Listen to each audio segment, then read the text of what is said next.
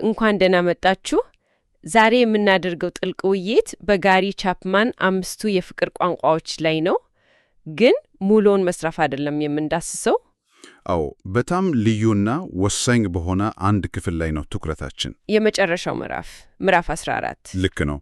ጸሐፊው ሁሉንም ነገር አስተምሮ ከጨረሰ በኋላ መጋረጃውን ገልጦ በቀጥታ ለአንባቢው የሚናገርበት ክፍል። አንድ የመጨረሻ ነገር ልንገራችሁ የሚል አይነት ስሜት አለው። እናም የዛሬው ዓላማችን ያንን የግል መልእክት መፍታት ነው። በጣም ልዩ የሚያደርገውም ይሄ ነው። ያው አዲስ መረጃ አይሰጥም፣ ይልቁንስ መስታወት እንደማቅረብ ነው። መስታወት? አዎ።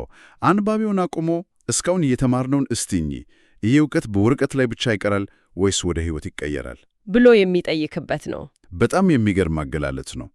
እና ምዕራፉን የሚጀምርበት መንገድም እጅግ ያልተለመደ ነው። በጣም ብዙ ጊዜ ጸሐፊዎች በሚያምር ማጠቃለያ ሲደመምዱ፣ እሱ ግን ማስጠንቀቂያ በማስታወስ ነው የሚጀምረው። እውነት ነው።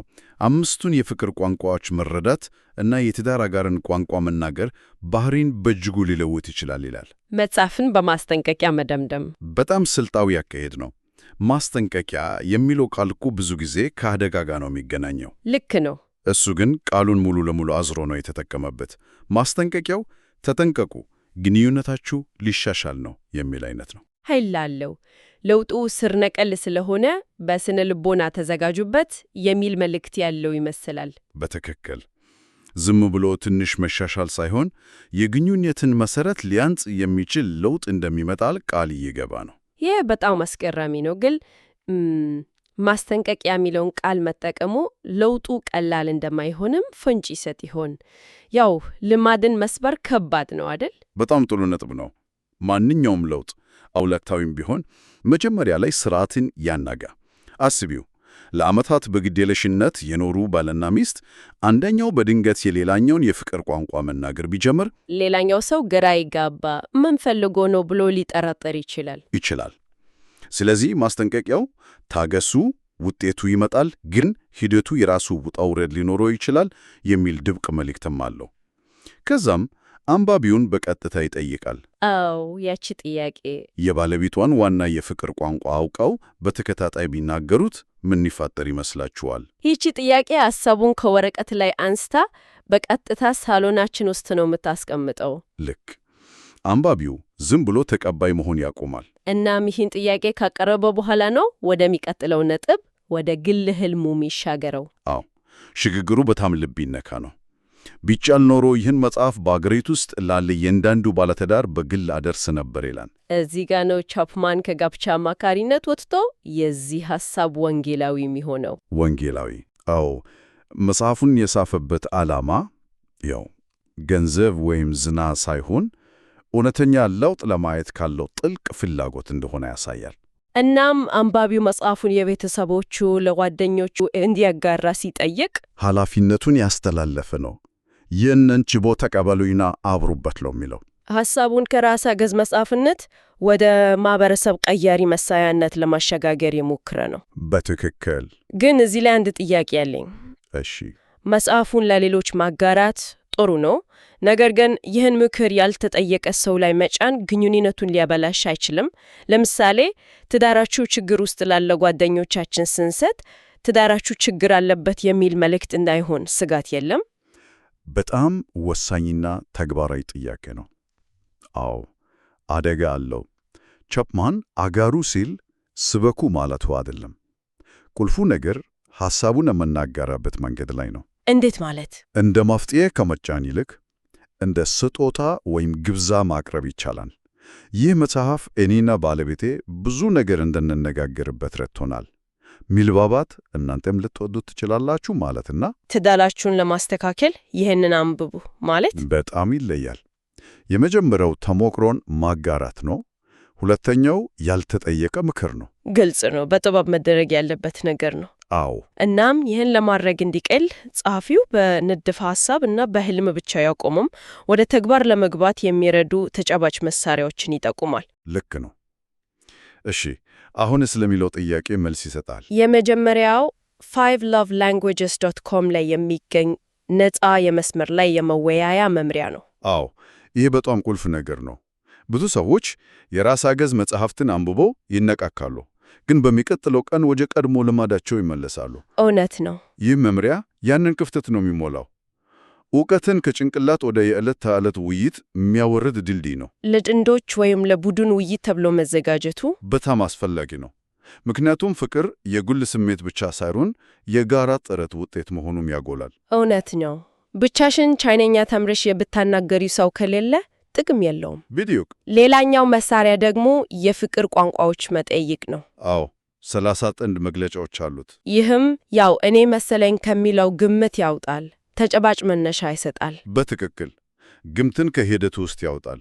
የራሳችንን ስሜት እንኳን አንዳንዴ በግልጽ ለመረዳት እንቸገራለን። በጣም ይህም መጠየቅ ልክ እንደ መስታወት ሆኖ አየህ፣ በተደጋጋሚ የመረጥካቸው ምርጫዎች ወደዚህ አቅጣጫ ነው የሚያመለክቱት ይልሃል። ይህም ለግልጽ ውይይት በር ይከፍታል። አዎ፣ እኔ እንደዚህ ይሰማኛል ከማለት ይልቅ ይኸውልህ፣ ይህ መጠይቅ እንደሚያሳየው ለእኔ በጣም አስፈላጊው ነገር ይህ ነው ብሎ ለመነጋገር ያስችላል። ግጭትን ሊቀንስ ይችላል። ጥሩ። ግን እዚህ ላይ ሌላ ጥያቄ ላንሳ። እሺ። እነዚህ አይነት መጠይቆች ሰዎች በቀላሉ በምድብ ውስጥ የማስቀመጥ አደጋ የላቸውም? እንዴት? ለምሳሌ የአንድ ሰው ውጤት የአገልግሎት ተግባራት ቢመጣ የትዳር አጋሩ እሺ ዕቃ ማጠብ ብቻ ነው ማለት ነው የሚጠበቅብኝ ብሎ እንዲያስብ እና ያው የሰውን ልጅ ውስብስብ ስሜት ወደ አንድ ተግባር ብቻ እንዲያሳንስ አያደርገውም? ይሄ በጣም ትልቅና ሊታሰበበት የሚገባ ስጋት ነው። ማንኛውም ስብዕናን ለመለካት የሚሞክር መሳሪያ ይህ አደጋ አለው። ቁልፉ ነገር መጠየቁን የምንመለከትበት መንገድ ላይ ነው። እሺ፣ ይህ መጠየቅ የአንድን ሰው ማንነት በሙሉ የሚገልጽ ፍርድ አይደለም። ታዲያ ምንድን ነው? ለውይይት መነሻ የሆነ ፍንጭ ነው። የቤቱን ሙሉ ካርታ ሳይሆን ወደ ቤት የሚያስገባውን ቁልፍ ነው የሚሰጠን። ስለዚህ ውጤቱ አንቺ ማለት ይሄ ነሽ ሳይሆን እስቲ ስለዚያው ጉዳይ በደንብ እናውራ የሚል ግብዣ ነው። ግልጽ ነው። ስለዚህ መጠየቁ የውይይቱ መጨረሻ ሳይሆን መጀመሪያ ነው። በትክክል። የአገልግሎት ተግባራት የመጣለት ሰው የትኞቹ አገልግሎቶች ናቸው የበለጠ ትርጉም የሚሰጡት? ቤቱን ማጽዳት ነው ወይስ መኪናውን ነዳጅ መሙላት? የትኛው ነው እወድሻለሁ ብሎ የሚጮኸው? በጣም ግሩም ማብራሪያ ነው። እስቲ አንድ ሁኔታ እንተሰዋር። እሺ። አንድ ባልና ሚስት ይህን መጠየቅ ወስዶ ውጤታቸው ፈጽሞ ያልጠበቁት ነገር ቢሆንስ? ባሊያው ሚስቱ የስጦታ ቋንቋ እንደሆነች ሲያስብ ኖሮ የእሷ ውጤት ግን ጥራት ያለ ጊዜ ቢመጣ ሊያናጋ ይችላል። ለካ አምደኛህን ስሳሳት ኖረ ያለሁ የሚል ስሜት ሊፈጠር ይችላል። ጸጸት ሊሰማቸው ይችላል። ነገር ግን ይህንን መጀመሪያ ድንጋጤ ካለፉት ለግንኙነታቸው ትልቅ ዕድል ይዞ ነው የሚመጣው። እንዴት? ምክንያቱም ላለፉት ዓመታት ሲጠቀሙበት የነበረው የተሳሳተ የግንኙነት ካርታ ተቃጥሎ አዲስና ትክክለኛ ካርታ በእጃቸው እንደገባ ማለት ነው። ለካ ላንቺ ውድ ስጦታ ከመግዛት ይልቅ ስልኬን አስቀምጥቼ ለ10 ደቂቃ ላንቺ ብቻ ትኩረት መስጠቴ የበለጠ ዋጋ አለው የሚለውን መረዳት ትልቅ ግኝት ነው። ትልቅ መጀመሪያ ላይ ቢያስደነግጥም ወደፊት የሚኖራቸውን ግንኙነት የበለጠ ውጤታማና አርኪ ለማድረግ መሰረት ይጥላል። እሺ፣ ታዲያ የሁሉ ምን ማለት ነው?